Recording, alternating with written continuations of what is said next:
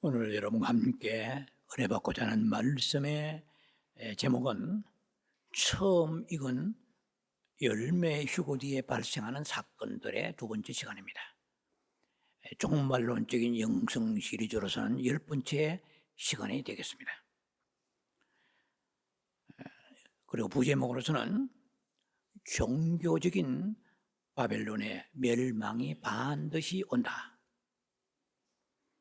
이렇게 본문은 계시록 14장 8절입니다. 제가 은혜 받은 말씀의 본문을 봉독합니다. 계시록 14장 8절.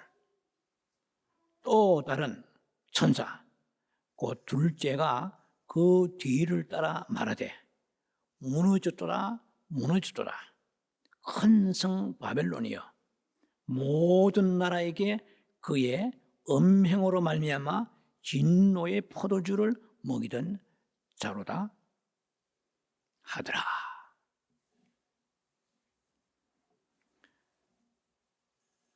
오늘 말씀은 대환란에 대한 말씀인데요. 첫 번째에 그 대환란에 들어가자마자 일어나는 사건이 바로 휴거, 비밀 휴거가 일어난다고 말씀드렸습니다. 휴거는 크게 두 종류입니다. 비밀 휴거와 어느 정도의 공개적 휴거입니다. 여러분들이 지난주도 설교하며 강조를 했습니다. 우리가 성경을 잘못 해석하고 있는 부분이 많아요. 그래서 다니엘서 12장 3절에 많은 사람을 옳은 대로 돌아오게 한 자는 하늘의 별과 같이 빛날 것이라는 그 말씀은 그 멸망의 어둠의 지옥으로 가는 영혼들을 전도하는 그런 자는 하늘의 별과 같이 빛나리라는 뜻도 있지만 또 한면으로 볼 때에 비진리, 진리를 곡해하고 바른 진리를 알지 못하는 크리스찬들에게도 해당된다고 봅니다. 그런 사람에게 바른 진리를 선포하여 바르게 믿게 하고 바르게 주님을 섬기게 하고 주님 앞에 나와서 그 신앙의 정도를 갈 수 있도록 인도해 주는 것도 여기에 바른 길로 옳은 길로 인도하는 것이라고 저는 그렇게 생각합니다. 우리가 공자의 논어에 온고지신이란 말이 있습니다. 옛것을 익혀서 새로운 지식으로 이렇게 준비하라는 그런 내용이죠. 우리가 새로운 진리를 아는 것은 아주 기쁘고 즐거운 것입니다. 하기 시습지 불력열호라는 우리 잘 안 쓰는 말입니다. 공자의 논어에 나오는 얘기죠. 우리가 새로운 지식을 얻었을 때 그 학문에 대한 기쁨이 이방인들도 충만했습니다. 우리는 하나님의 진리를 바로 깨닫고 알 때 목회의 보람이 거기 있어요. 내가 목회자지만 깨닫지 못했던 부분에 대해서 눈을 주님께서 열어주실 때 그 기쁨은 말로 다할 수 없습니다. 지금도 제가 모르는 부분이 많이 있습니다. 그런데 마태복음 13장의 53절인가 어딘가 5절에 보면은 이런 말이 있습니다. 천국에 제자된 서기관마다 이랬어요. 좀 어려운 그런 표현 같습니다만 서기관은 제자가 아니죠. 예수님이 제자가 아니에요. 구약의 바리새인과 서기관들이잖아요. 그런데 천국의 제자된 서기관마다 옛것과 새것을 그 곳간에 들어가서 내어오는 주인과 같으니라 그랬어요. 무슨 말이냐면은 우리는 옛날 패러다임에 대한 전통적 지식만 고수하고 붙잡고 있습니다. 물론 새 것이 다 좋다는 건 아니지만 뉴 패러다임에 대해서 이 새로운 챕터를 넘길 수 있는 담대함과 그리고 용기가 필요합니다. 그래서 우리가 흉으라고 얘기할 때는 우리의 머릿속에 전통적으로 깊이 틀어와 박혀 있는 것은 단번에 그냥 왕창 올라가거나 왕창 떨어지거나 이것만 생각하고 있습니다. 그렇지 않습니다. 마태복음 24장 40절 41절을 제가 지난주에도 말씀드렸습니다. 그러니까 시간이 좀 자꾸 지연되는데요. 이 굉장히 중요한 그런 그 패러다임에 대한 인식을 바꾸지 않으면 안 됩니다. 그때에 아시다시피 두 사람 매 갈고 두 사람 밥 갈고 그건 한 사람은 데려감을 당하고 버림을 당했다 아시잖아요. 그것만 보면 안 돼요. 그 다음에 너희가 아는 바와 같이 그 집 주인이 도적이 어느 시각에 경점에 올 줄 알았더라면 그 집을 뚫지 못하게 하리라 이렇게 되어 있잖아요. 이거는 도적을 예수님에게 비유한 겁니다. 도적은 몰래 온다는 것이죠. 왜 두 사람 중에 한 사람은 휴거당하고 한 사람은 렘넌트, 그러니까 레프트 비하인드야, 남은 자가 되는 거야, 떨어진 자가 되는 거야. 그리고 많은 사람들은 나는 아닐 거라고 생각을 하면서 우기면서 살아가고 있습니다. 그런데 그 내가 긴가 아닌가는 어디서 점검을 해야 됩니까? 뭐 여러 군데 많이 나와 있습니다. 있지만은 우리가 계시록이 일단 공부를 했으니까 14장 1절로 5절 보면은 알 수 있잖아요. 너는 정말로 정결한 처녀냐 말이야. 퓨리파이하고 정결하다는 것은 세상 것이 섞이지 않은 거야. 그래서 어린 양이 인도하는 대로 성령의 감동대로 하나님의 말씀대로 어디든지 따라가느냐? 아니요. 내가 갈만하면 가고 별로 유익이 없으면 안 가잖아요. 그건 벌써 틀린 거야. 이 사람은 첫 열매가 아니에요. 퍼스트 프루트가 아니에요. 남은 자 나중에 하베스 될 때에 대다수의 사람들이 올라갈 때 거기에 해당되는 것입니다. 뭐 목사님 올라가면 됐죠. 이거 몰라서 하는 소리예요. 저도 뭐 옛날에 대강 두리뭉실 생각했습니다. 절대 그렇지 않습니다. 이미 제가 여러 번 말씀드린 대환란에 오는 그것은 마태복음 24장 21절에 이것은 장세 이래 이 말이에요. 하나님이 천지를 창조하시고 지금 현재까지 노아의 방주 그다음에 소돔과 고모라 성에 하늘에 불이 내려와 살라버리고 이거는 비교도 안 된다는 말씀이잖아요. 그 살아남을 자 있겠습니까? 노아의 방주에 8명만 살았는데 소돔과 고모라 성에 룻하고 죄송합니다.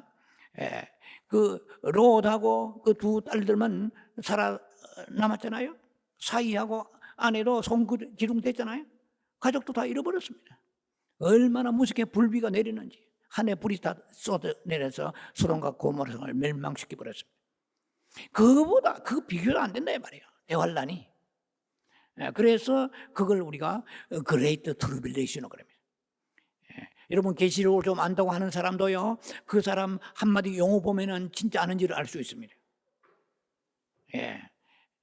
세븐 트리뷸레이션은 대환란이 아니에요. 그거는 그냥 7년 환란입니다. 7년 환란 중에 대환란은 후 3년 반에 있어요. 지금 여러분과 계속 말씀을 시리즈로 나누는 내용은 첫 열매, 정말 어린 양이 인도하지 따라가고 입에도 말도 거짓말이 없고 흠이 없고 한번 정말 주님 앞에 약속하면 지켜나가는 어떠한 내한테 불리한 일이 오고 핍박이 오고 손실이 오더라도 하나님 앞에 마음에 결심하고 서운한 거 지켜나가는 사 많지 않아요. 하나님의 사랑이신데 대강 어영부영 넘어가 버리죠. 그렇게 된 모양의 신앙으로 살아가는 많은 사람들은 첫 열매라고 말할 수가 없죠. 오케이. 어찌하든 첫 열매 휴거에 해당되지 못하고 은총을 입지 못하고 남은 많은 사람들은 대환란을, 많은 유대인과 이방인들과 그러면 크리스찬들이 함께 겪어가는데 사탄이 이 적그리를 통해서 얼마나 무섭게 비판한지 몰라요. 유대인들과 그리고 기독교인들이요. 근데 그것이 이제 짐승의 표 같은 게 나타나잖아요. 그리고 계시록의 9장 15절에 3분의 1이 멸절돼 버립니다. 그건 이미 수없이 얘기하는 거예요. 이 세상의 인구가 80억이라 하면은 3분의 1이면 어느 정도는 아시잖아요. 26, 7억이잖아요. 거기에 해당되지 않을 자신이 있습니까? 제가 다음 시간이나 계속해서 이제 얘기할 때 짐승의 표에 대해서 얘기할 겁니다. 미리 말씀드리지만은 만약에 휴거되지 못하고 남아서 대다수의 휴거, 그것도 앞으로 설교할 거예요. 예, The Rapture of Majority, 대다수의 휴거에 그 가기까지의 과정이 험난합니다. 짐승의 표를 안 받고 견딜 수가 없는 거예요. 그럼 짐승의 표를 받아도 구원받는다고 사람이 있으면 이건 거의 헤레시에 가깝습니다. 짐승의 표를 받으면은 불과 세세토록, 이거는 나중에 설교할 거니까 뭐 유보하겠습니다. 많은 성도들이, 크리스찬들이 순교하게 될 것입니다. 자신이 있습니까? 손가락에 가시만 찔리로 내중내 하는데 목 잘리고 볼이 태워지고 참수당한 거 자신 있어요? 머리에다가 붉은 포대기 씌워서 목 잘릴 자신이 있습니까? 저는 자신 없습니다.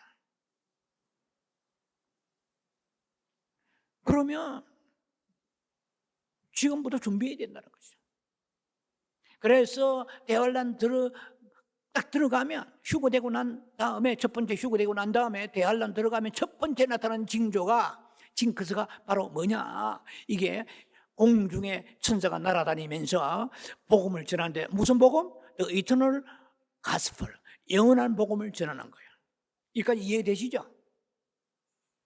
영원한 복음을 전하는데, 그때 영원한 복음의 내용이 무엇입니까? 회개하고 주 예수 믿으라, 그러면 너희 집이 구원 얻으리라.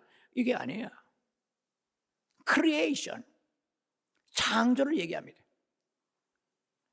그리고 저지면 또 심판을 얘기합니다. 누가? 천사가. 그리고 또 뭘 얘기합니까? 워십과 여호와를 경배하라. 여호와를 경배하는 거예요.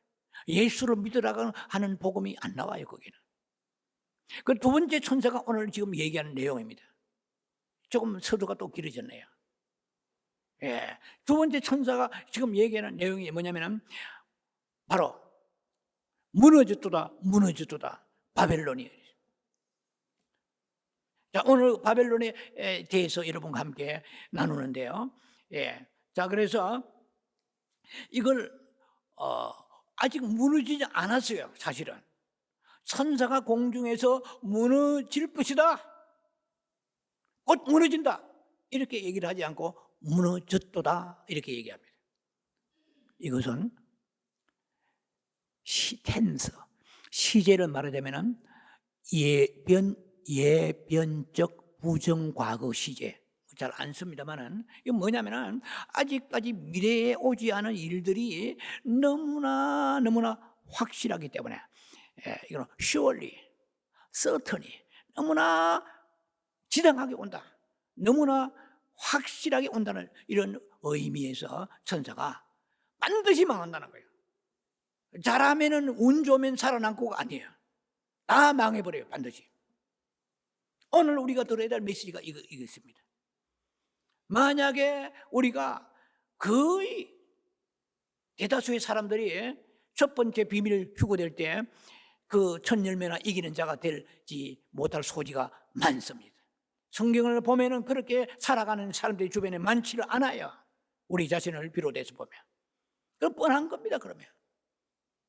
예.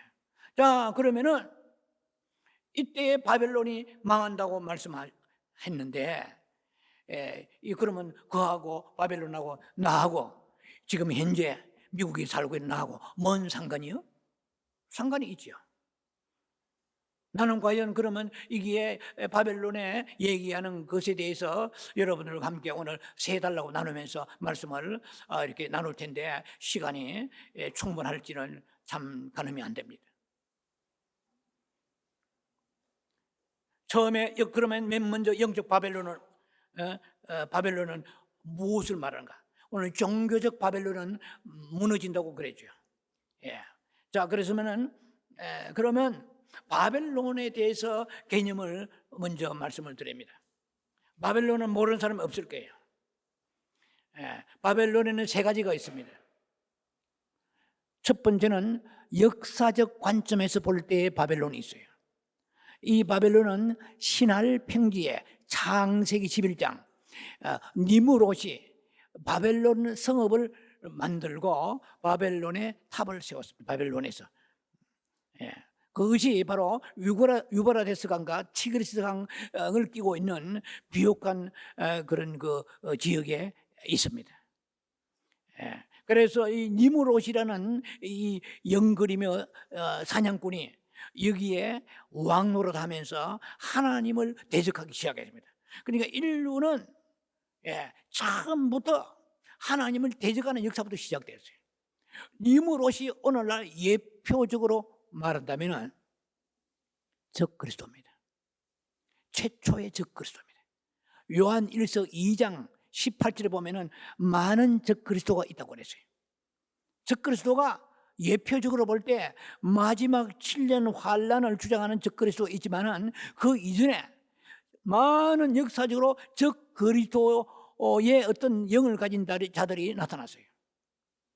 그래서 이 니무롯이라는 사람이 신할 평지에다가 하나님 앞에 노아의 방주 같은 창세기 7장에 일어나는 그런 하나님의 심판을 우리는 면하겠다는 거죠. 그래서 하늘 꼭대기까지 탑을 쌓았어요. 자, 여기서 이제는 비롯되어 가지고 신바벨로니아, 소위 말하면은 유다를 침공했던 강력한 세계적인 권세와 권력을 휘두르고 통치하던 그런 나라가 바벨론 아시잖아요. 느부갓네살 왕 바벨론.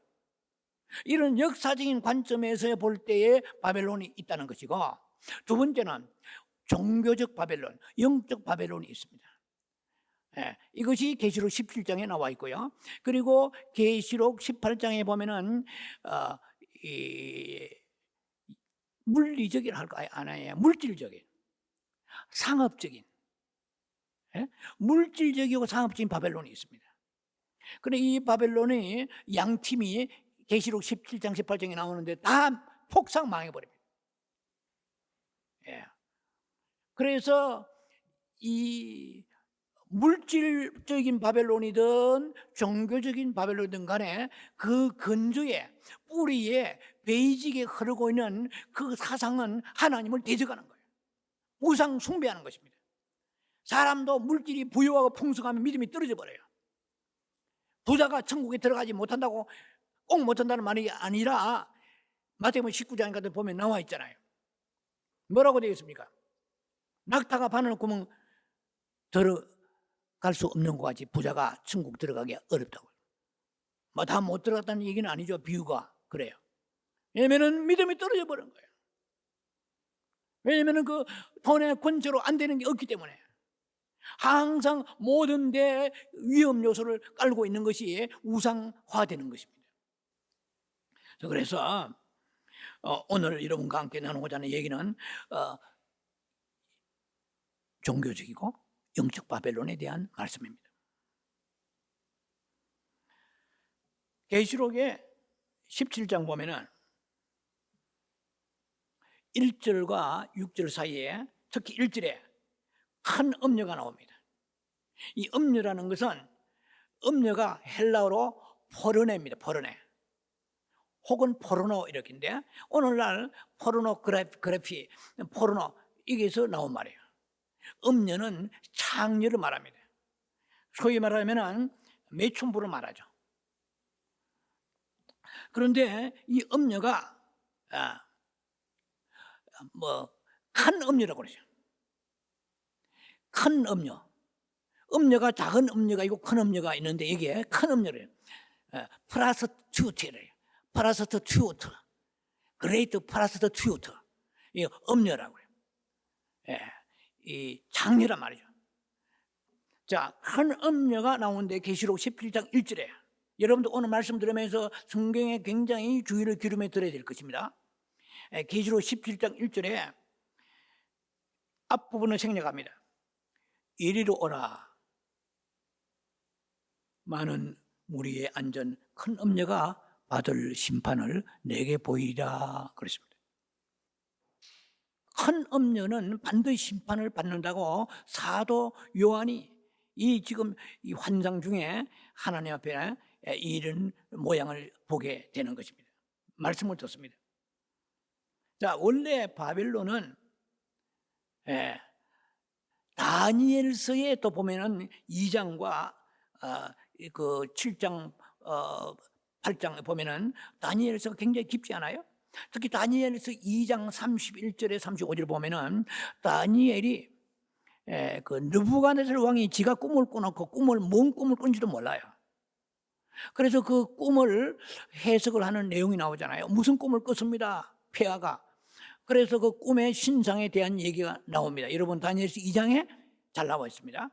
그래서 내 신상에 그 사람 모양이 신으로 모양이 나타나는데 그 네 부분으로 나누어 나옵니다. 이거 설명하려고 그러면은 뭐 한도 끝도 없습니다.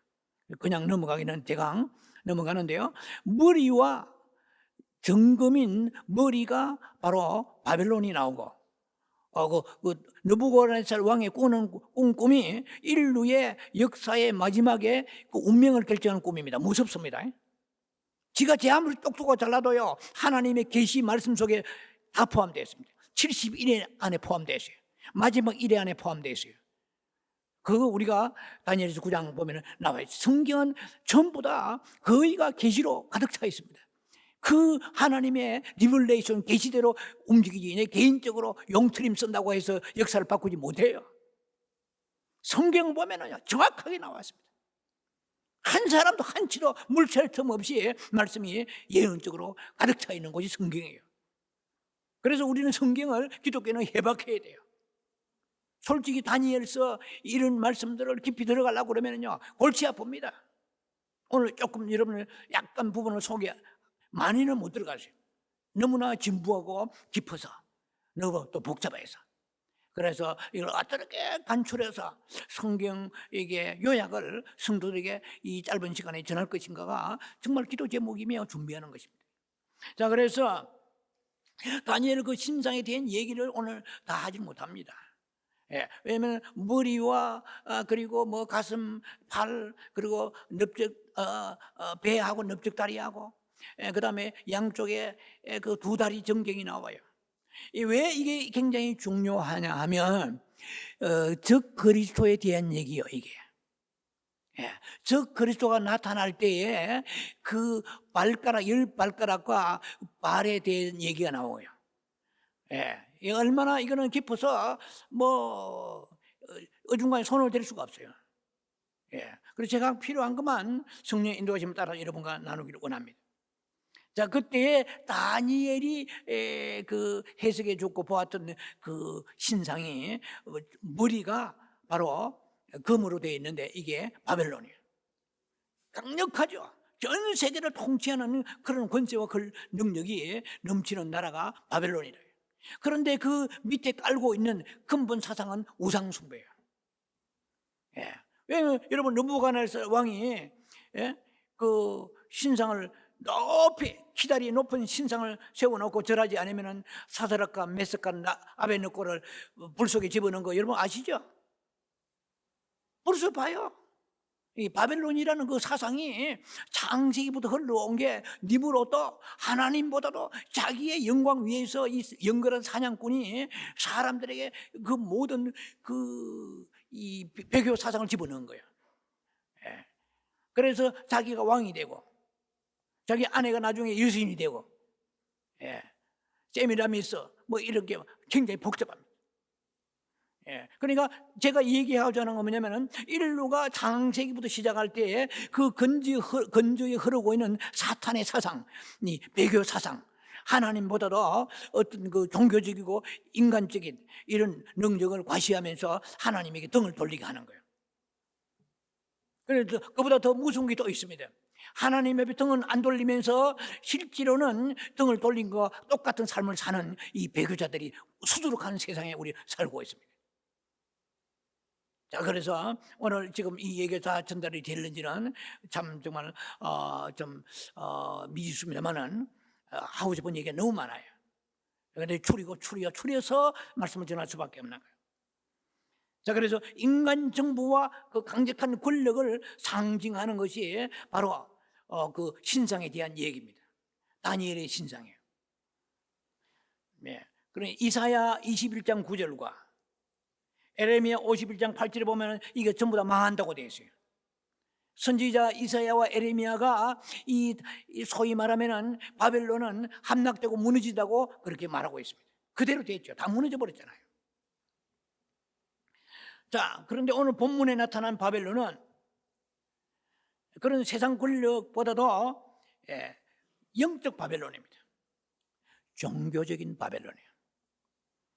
음행으로 인하여, 음행이란 것은 음녀가 음란한 짓을 하는 게 음행입니다. 어들트리라고 그러죠. 음행. 이 사람이 성적 간음하는 그런 것이 아니고 여기에서는 종교적인 간음이에요.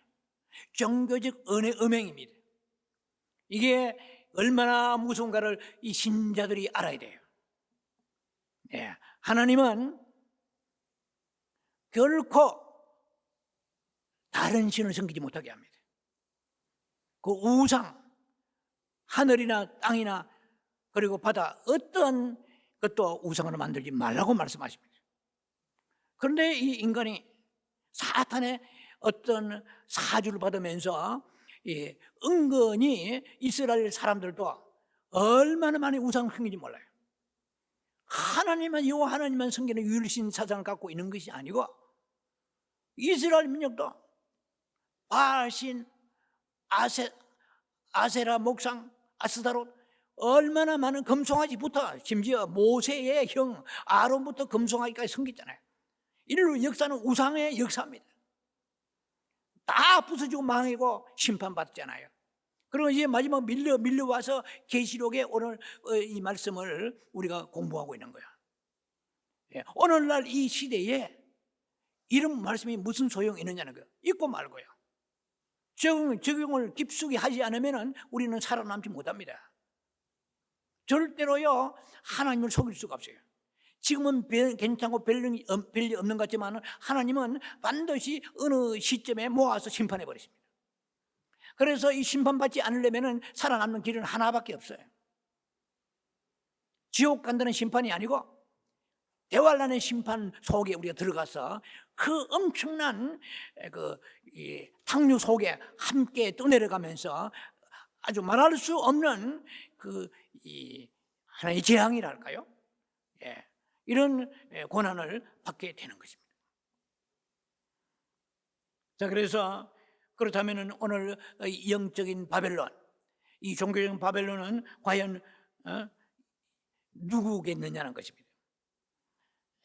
오늘 계시록 14장 8절을 읽었잖아요.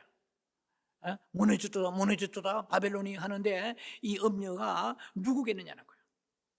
바로 이것은 종교적인 바벨론을 말하는데 로마의 가톨릭을 말한다고 이렇게 주장한 학자들이 많습니다. 저도 그렇게 생각합니다.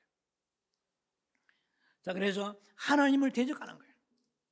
하나님을 믿는 것 같으면서도 포장은 잘 돼 있는데 그 내용의 흐름은 하나님과의 배교 사상을, 하나님에 대한 배교 사상을 가지고 있는 것입니다. 그래서 어떤 그 종교적인 어떤 새로운 형태로 우상화시키는 거예요. 그리고 권력도 우상화됩니다만은 오늘 여기서는 주로 영적인 종교적인 그 우상에 대해서 말씀을 나눕니다. 그래서 영적인 음행의 그 역사를 성경에서 볼라치면 이스라엘 사람들 자신이 이 특히 택한 백성인데도 이들이 하나님 앞에 영적 음행을 저질렀습니다. 그런데 오늘 이 본문에서는 좀 직접적으로 다루면 로마를 말합니다. 로마의 그 천주교, 가톨릭을 우리가 생각하면 가톨릭 교인들은 자기가 큰 집이고 개신교가 작은 집이다 생각을 하겠죠.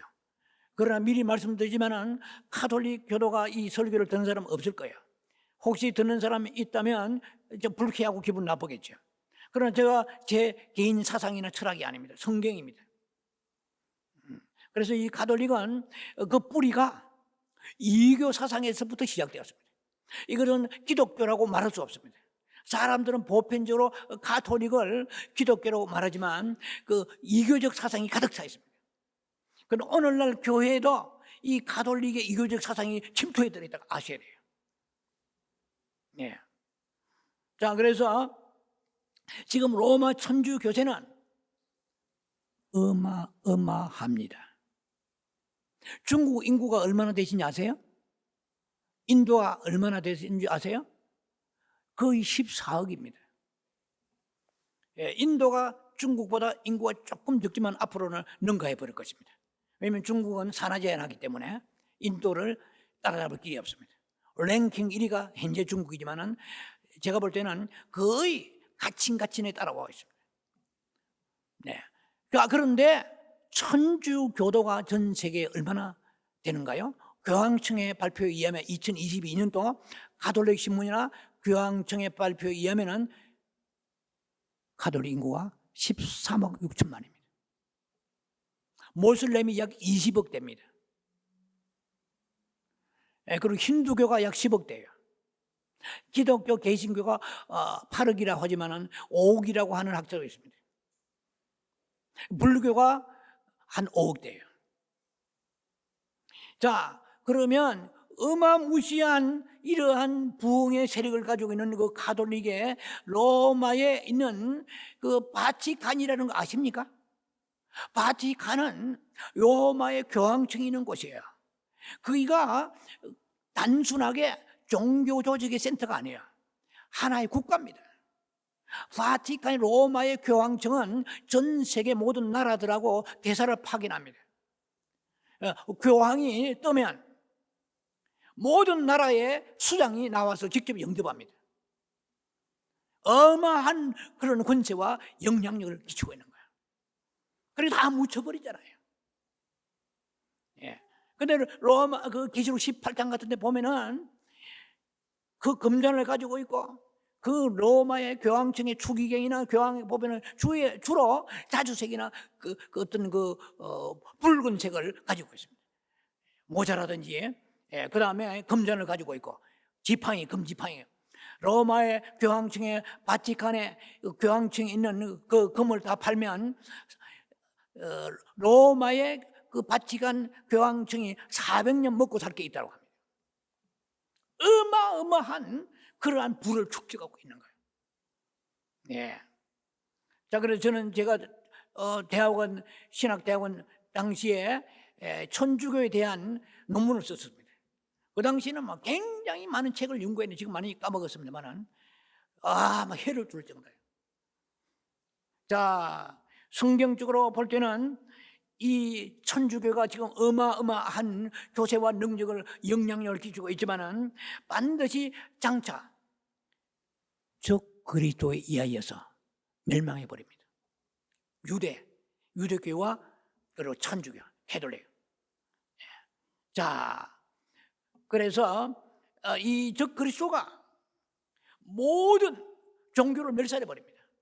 왜냐하면 자기가 하나님인데 어디 앞이라고 끄떡거려. 그리고 천주교와 유대교를 다 멸절시켜 버립니다.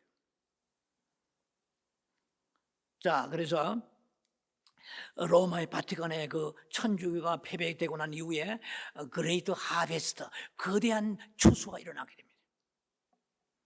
그건 나중에 다음 시간이나 말씀드릴 것입니다.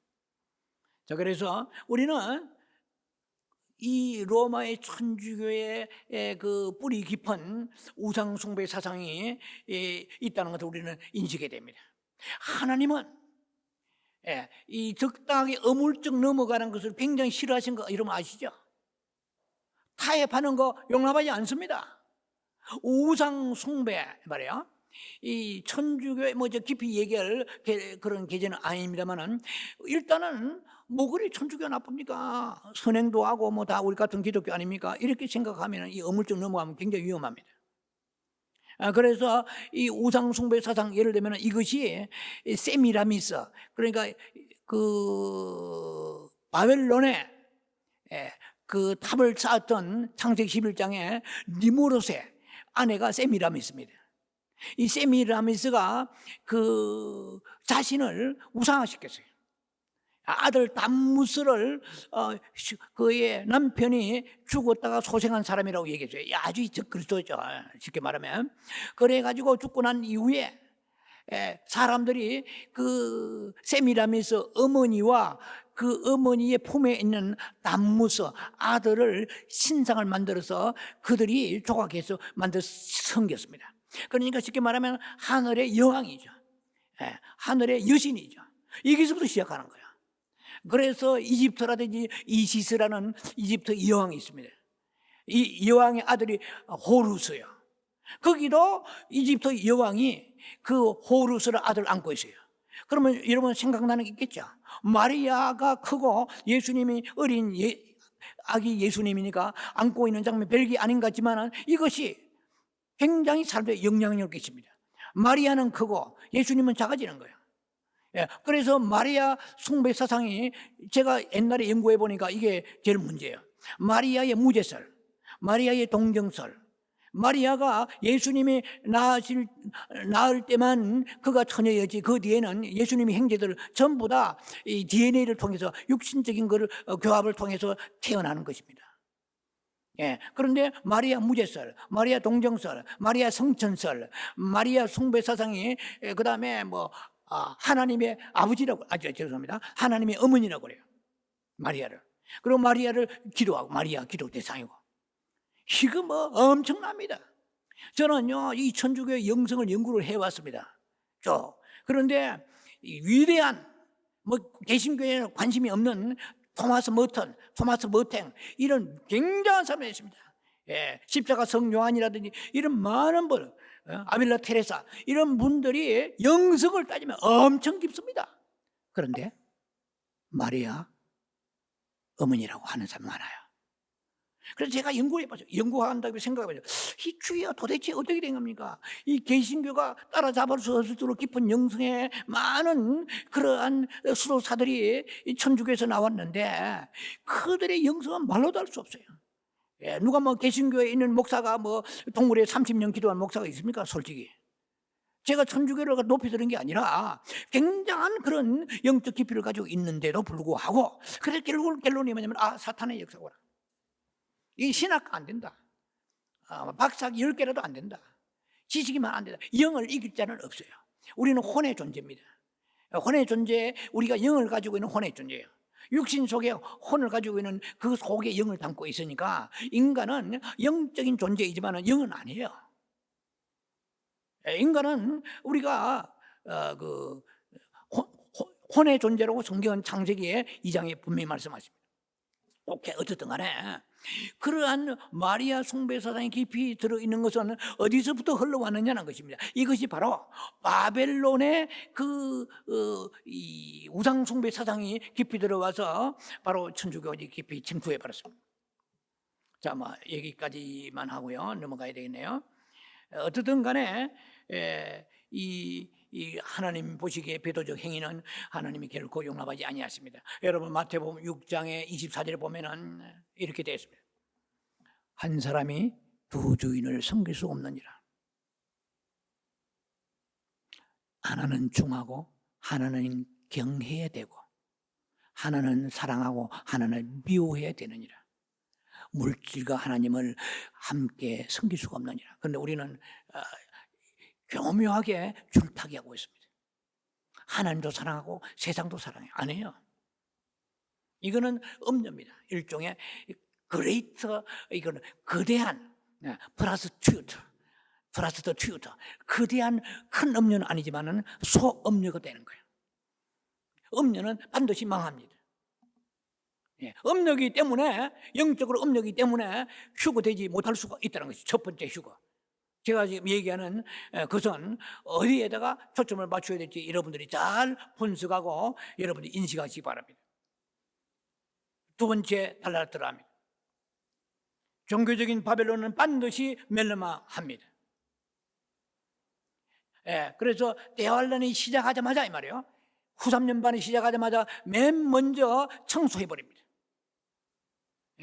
스트릿 스위핑 같이 청소차가 지나갈 때 거기에 차가 파킹하면은 미국에서는 티켓을 물잖아요. 저도 미국에 와서 많이 물었습니다. 아차하는 사이에 뭐 목요일 날 스트리트 스위핑 하는데 차를 놔두다가 막 쫓아가니까 이 티켓이 붙어버려. 이 청소하면 깨끗하게.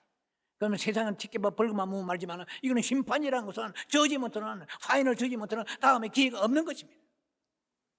그래서 공중에 막 날아가며 천사가 속이 타가지고, 제 생각입니다만, 야 이게 막 영원한 복음을 전하는데 이 종교적 바벨론은 콧방귀도 안 끼는 거예요.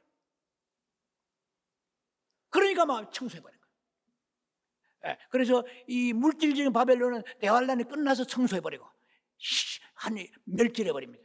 그래서 종교적 영적 바벨론은 하나님의 눈에 제일 먼저 거슬리는 거예요. 물론 다 바벨론이라는 그 자체는 나빠요. 물질로 보세요. 이 거대한 어떤 그 하나의 조직체 말이죠. 거대한 빌딩, 거대한 사업체, 거대한 국가. 그런데 미국이라는 나라는 현재 지금 최고 거대합니다. 그러면 영적인 세계 볼 때 마지막에 거대한 나라는 어딜까요? 할렐루야. 미국이 아닙니다. 그거는 계시록 연구의 답에 나와요. 그거는 10발가락에서 나옵니다. 10발가락은 로마의 통치에 영향을 받는 나라들이에요. 알렉산드라도 이만 복잡합니다. 알렉산더 후손들이 쭉 해가지고 결국은 프랑스, 독일, 이탈리아, 그리스 이런 곳에서 적그리스도 나온다고 학자들은 말하고 있습니다. 오케이. 어쨌든 간에 대환란이 지금 시작되었습니다. 오늘 본문의 말씀대로. 그런데 영적 바벨론부터 청소를 해봤습니다. 반드시 멸망합니다. 계시록 17장의 1절에 보면은 많은 무리의 안전 음료가 나옵니다. 그 음료는 심판을 받으라, 내게 보이리라 말씀하시죠. 자, 이것은 변절한 그 로마 교회가 세계 도처에 앉아서 물이 앉았다고 해요. 물. 성경에서 물 바다 나오면은 전부 여러분들이 생각할 때 세상을 생각하세요.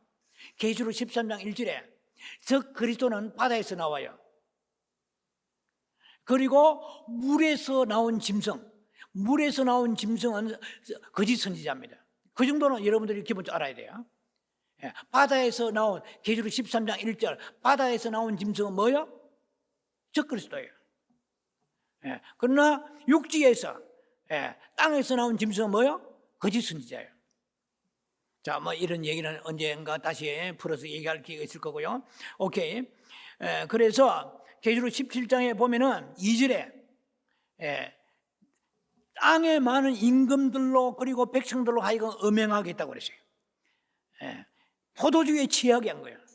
포도주 술이잖아요. 취하면 사물이 바로 보이지 않아요. 해롱해롱해요. 헷갈려요. 그러니까 이 소위 말하면 우상 숭배에 영이 들어가게 되면은 이것은 정확하게 사물을 분석할 수 있는 분별의 능력이 없어져요. 그래서 혼미케 하는 거예요. 이게 무서운 거예요. 바벨이라는 말은 혼란, 혼잡이라는 뜻이에요. 바벨 히브리어 그 의미 자체가, 그러니까 이 바벨의 영을 받고 이 소위 말하자면은 종교의 영, 이런 그 어떤 영적으로 음행의 영을 받으면 하나님하고 세상이 거의 비슷하게 보여요. 그 가치가, 그 기쁨이, 그 중량이, 이게 무서운 거야. 이게 우리 속에 들어오면은 껍데기는 천주교의 로마 가톨릭 같이 얼마나 화려한지 몰라요. 어디 가면 굉장히 거룩합니다. 너무나 모든 것이 미사에서부터 집전하는 형식을 보면 거룩하지만 그 속에는 음행의 영이 들어가 있는 거예요. 하나님도 섬기고 교황도 그야말로 무엇을 황제와 같이 섬기는 거예요. 그래서 여러분을 천주교를 무조건 배격하는 건 아니지만은 역사적인 사실을 어느 정도 진단해야 됩니다. 알아야 됩니다. 계시록 17장 6절에 보면은 성도들의 피와 예수의 증인들의 피에 취한지라 그러세요. 이게 무슨 말입니까? 로마 천주교 가톨릭이 그 죽인 그 교황들이 죽인 기독교 개신교 신자의 수가 5천만 명이 넘습니다. 여러분도 5천만 명?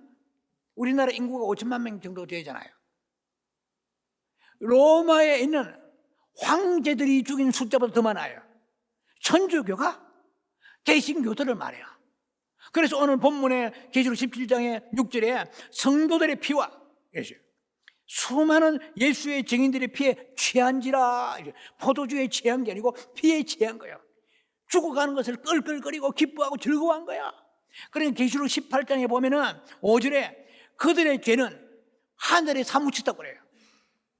그래서 심판하지 않겠습니까? 여러분, 오늘 계시록 14장 8절에 음행의 포도주, 진노의 포도주를 마시우게 하던 자들이라고 그랬어요. 이 누가? 종교적인 바벨론, 영적인 바벨론. 좀 구체적으로 말하면 로마의 가톨릭 교회가 이게 속하는 것이에요.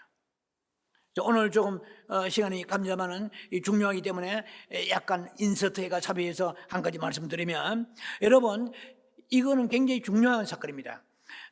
계시록 13장에 이해하면은, 계시록 13장 이해하면은 1절, 2절, 12절, 14절에 보면은 7년 대환란에 중간에 적 그리스도가 죽어요. 그게 성경에 나와 있습니다. 처음 들으시나요? 칼에 상했다가 다시 살아나고 그랬어요. 누가? 적 그리스도가. 이게 굉장히 중요한 것입니다. 아주 이걸 키를 풀어야 되는데요. 그래서 계시록 17장의 10절에 보면 나와서요. 계시록 17장 10절에 7 왕이라 말이 나와요. 로마에는요, 바티칸을 중심으로 한 7 산이 있습니다. 로마의 바티칸 그 궁이 7 산을 배경하고 있습니다. 그 위에 앉아 있어요. 이거 실제 역사입니다. 이탈리아 지금 현재 그래요. 바티칸이. 그런데 성경에 계시록 17장에 7 산이 나와요. 그 7 왕이 나와요. 7 왕이 나오는데 계시록 17장의 10절에 7 왕이 나오는데 5은 망했고 나와 있어요. 그리고 하나는 있고, 좀 아리까리 이야기 나와 있어요. 5은 망했고 7 왕은 7 황제를 말합니다. 7 황제가 있는데 이 말이에요. 계시록 17장에 10절에 7 왕이 있는데 5은 망했고, 이제 그 5이 누구냐는 거예요. 로마의 황제가 12명인데 여기에 5명은 망했다고 그랬어요. 율리우스 시저, 티베트리우스, 칼리큘라, 클라디우스, 네로가 몇 번째요? 5번째. 제가 이렇게 이제 설교하니까 아마 어렵다고 하는 분들께 죄송하지만 제 설교는 한 번 들어서는 이해가 안 됩니다. 그건 인내가 필요해요. 그만큼 제 나름대로 연구하기 때문에 한 번 대강 쑥 들고 대강 이렇게 은혜 받을 수 없어요. 뜻이 있고 정말 사모하는 사람 같으면 이걸 몇 번씩 들어야 됩니다. 5은 망이죠. 그 5번째 왕이 누구냐면은 그 황제가 네로 황이에요. 이 인류에서 최고 악독한 황제가 사람이 이방인 중에서는 네로입니다. 얼마나 많은 기독교인들을 불태워 죽이는지 몰라요. 얼마나 많은 기독교인들을 참살했는지 몰라요. 그래서 악령이, 네로의 이 영이 있습니다. 이 악령이 그 계시록에 다 나와 있어요. 보면 13장 8절 같아 보면은 이 무주경에서 이 영이 나옵니다. 자, 그래서 5은 있었는데 하나는 있고, 5 왕이 있었고 하나는 있고 하나는 아직 이르지 아니했네로 이 말이죠. 이거 하나는 있고, 이 하나는 누굴 말하는 거예요? 보세요, 여러분들. 요한계시록을 쓸 당시에 도미티안 황제가 있어요. 도미티안 황제가 6째 황제입니다. 그런데 계시록을 썼던 그 도미티안 황제 때에 밤모섬에 유배간 사람이 누구예요? 사도 요한이잖아요. 사도 요한이 다음 시간에 이제 짐승의 표현에 얘기할 겁니다. 사도 요한이 로마의 황제를 숫자로 표현했어요. 이 다음 시간에 얘기할 거야. 그 당시에 계시록을 썼을 때에 이 로마의 통치, 도미티안 황제 통치에 있던 그 사도 요한이 이 이름을 쓰지 않았어요. 이해가 됩니까?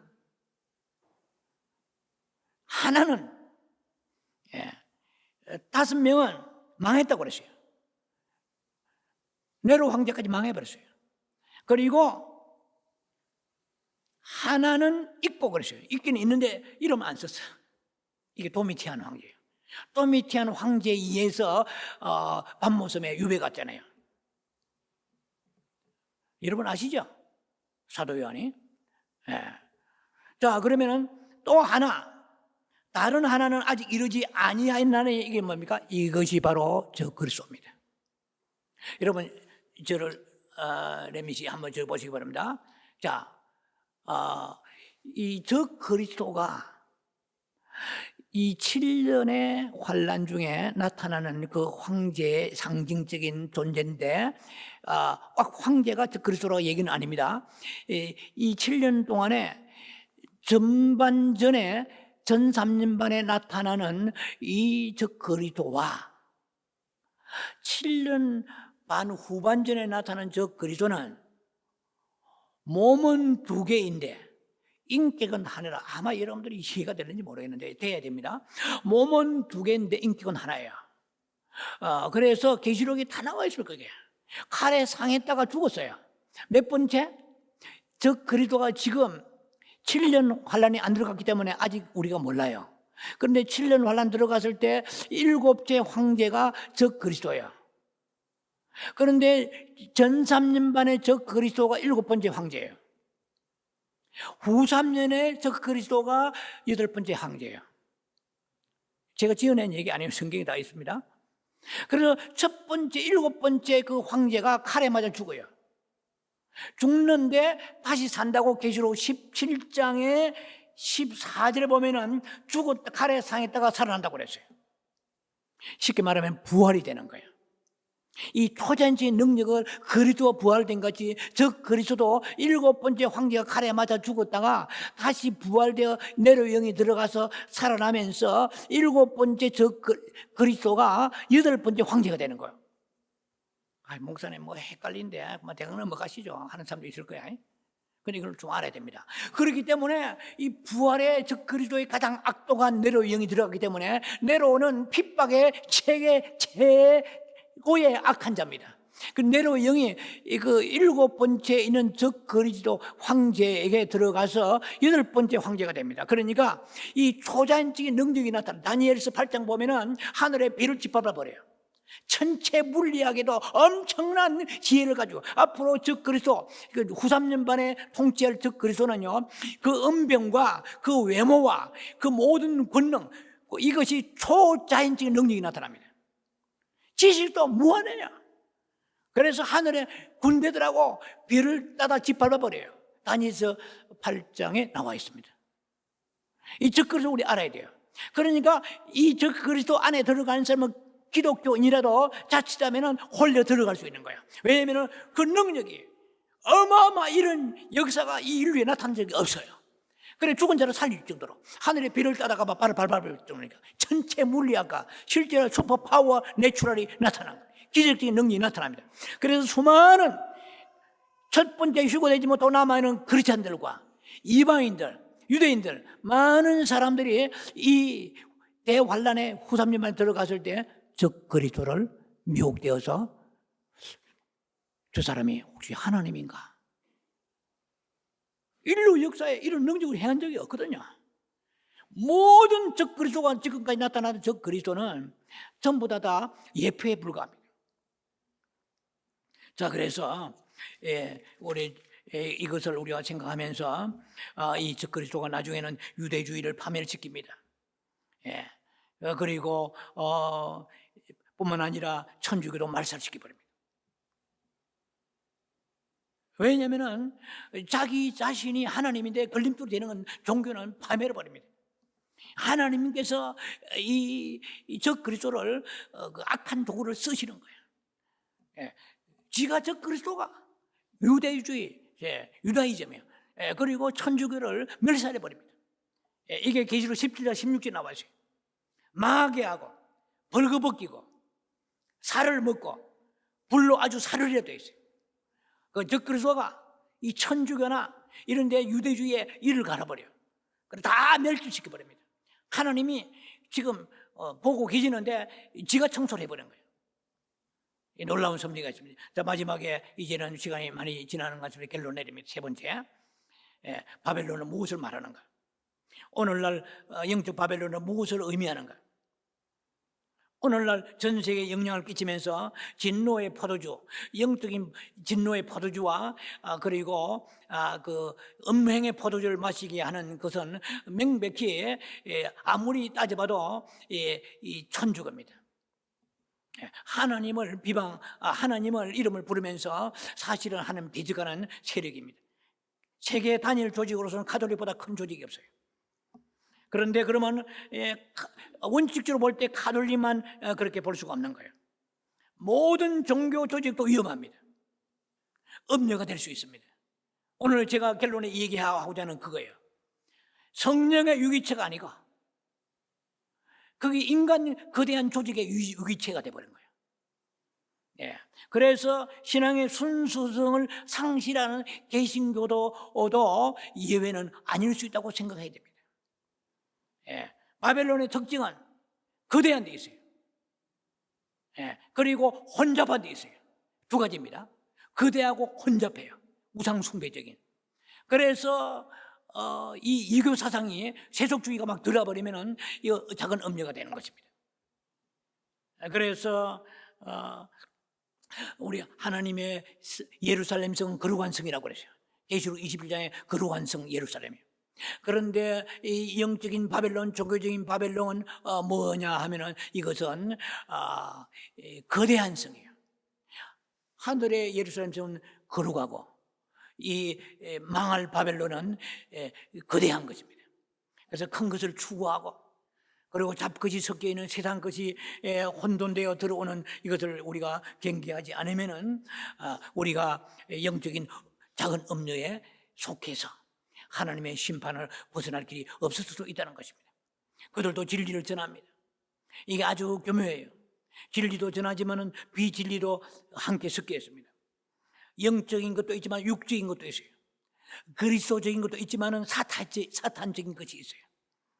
그래서 포도원에 두 종자를 뿌리지 말라고 그랬어요. 신명기 22장에. 또 레위기 19장에 보면은 너희가 옷을 짜더라도 배실과 홍색실 이런 삼배하고 섞어서 짜지 말라고 그랬어요. 하나님은 섞인 거 제일 싫어하십니다. 순수하고 단일해야 돼요. 퓨리파이 해야 돼요. 세상과 하나님이 띠를 섞어버리면 분명히 베드로전 4장 11절에 하나님의 집에서 심판할 때가 온다고 말씀했습니다. 무섭습니다. 우리는 오늘도 이 배교적인 그런 혼잡한 바벨론의 영의 공격 속에 살고 있는 거예요. 세상도 적당하게 즐기고 사랑하며 줄타기 하는 거예요. 하나님 누가 봐도 문의는 크리스찬이지만은 리얼 크리스찬이 되지 않는 거예요. 그 속에 하나님보다 세상을 더 사랑하는 마음이 있다면은 그 바벨론의 영이 우리 속에 흘러 들어와서 천주교만 음료가 아니고 우리도 음료의 영적인 그러한 속성에 들어갈 수 있다는 것입니다. 그러한 삶을 사는 아름다운 신부 되기를 주의 이름으로 축원합니다. 기도하며 자비하신 아버지 은혜를 감사합니다. 오늘 말씀을 증거할 때에 우리는 예외가 될 수는 없다라는 생각을 하면서 날마다 깨어서 거룩한 성 저희 예루살렘 같이 세속적이고 혼잡된 것을 피하여서 순수한 신앙을 지켜나가는 아름다운 신부되는 축복이 있게 하옵소서. 예수님 이름으로 감사 축복 기도합니다. 아멘.